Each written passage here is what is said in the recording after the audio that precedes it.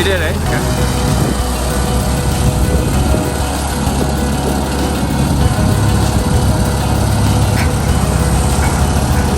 And onto the water. Guess we'll have a pause here. A little too much weight, a little too soft.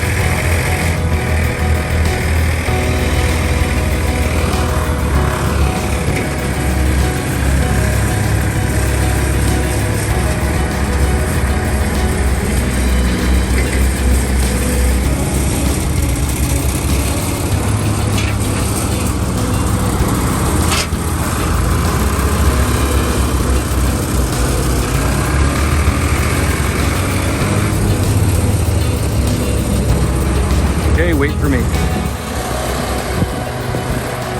Because here's where they put it into the slings travel lift.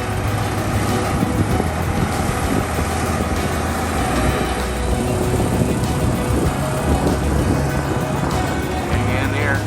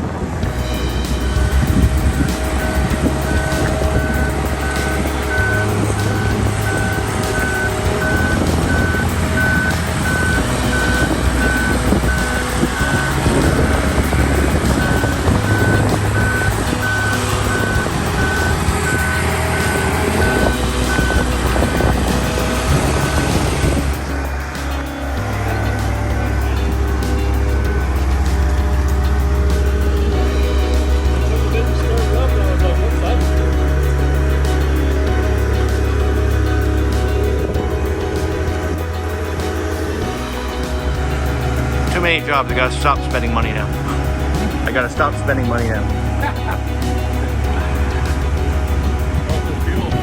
That's it. Well, like I was telling the other guy, I said, okay, they have a promo here, $1.95 for diesel for the month. I said, all right, fill it up. Yeah.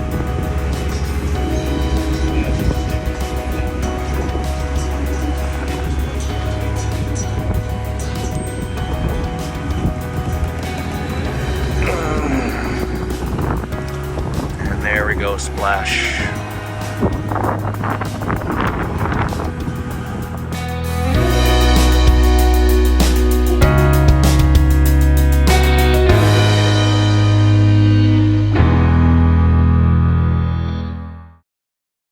Unfortunately, we soon realized that the weight of our walker bay was too much.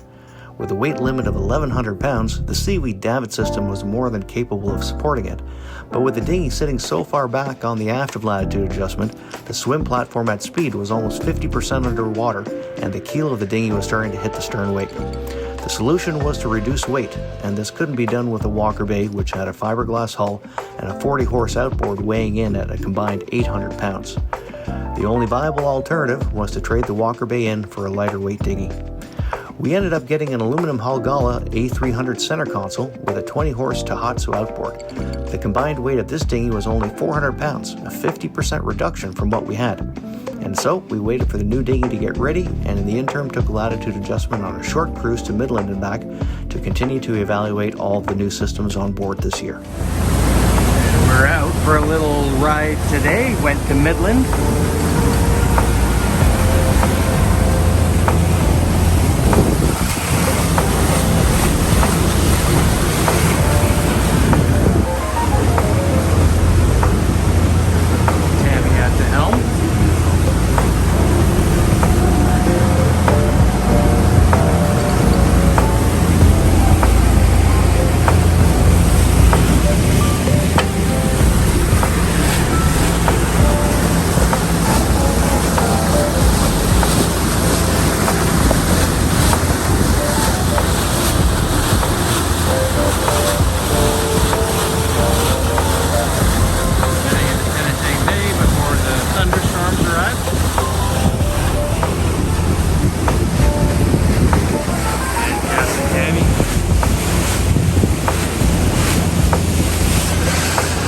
one more round.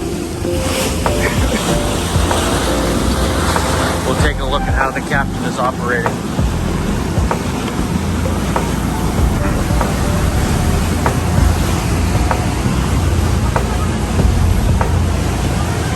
Well, looks complicated. Okay, we'll let her concentrate.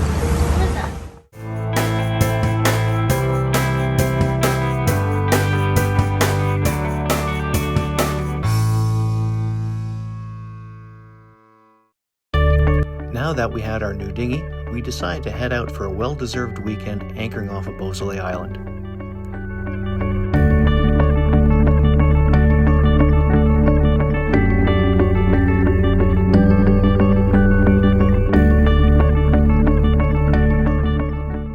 Here, we would also continue to learn about the new systems on the boat and test, aka have some fun with the new dinghy.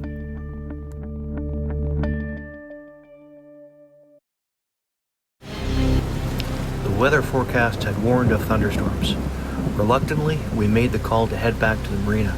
I plotted our course from the anchorage, carefully navigating close to the shore to avoid a notorious rocky shoal on our way out of the bay. Everything seemed under control. But then, we lost GPS.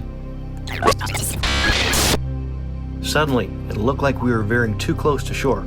I quickly adjusted our heading, steering latitude adjustment away from the looming rocks. Just then, Tammy's voice cut through the wind from the forward deck. Tammy saying, "I see seaweed everywhere." And before I could react, boom, boom, boom.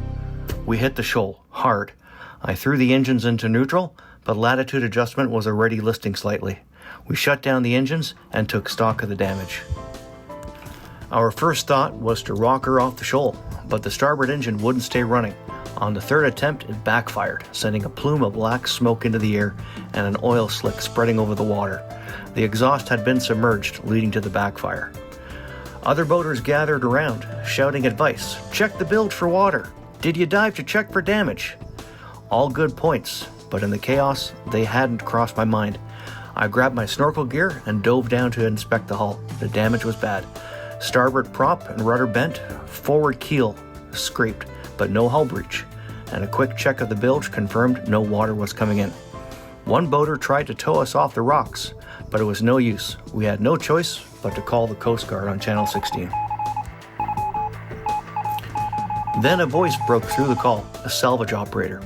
They knew the area and offered assistance within 30 minutes. As we waited, other boaters warned us, better find out how much it's going to cost, it could be 5 to 10 grand. Finally, Canadian effort from Georgian Bay Towing and Salvage arrived. The operator assured us he could get us free, but warned us to brace for some unpleasant sounds.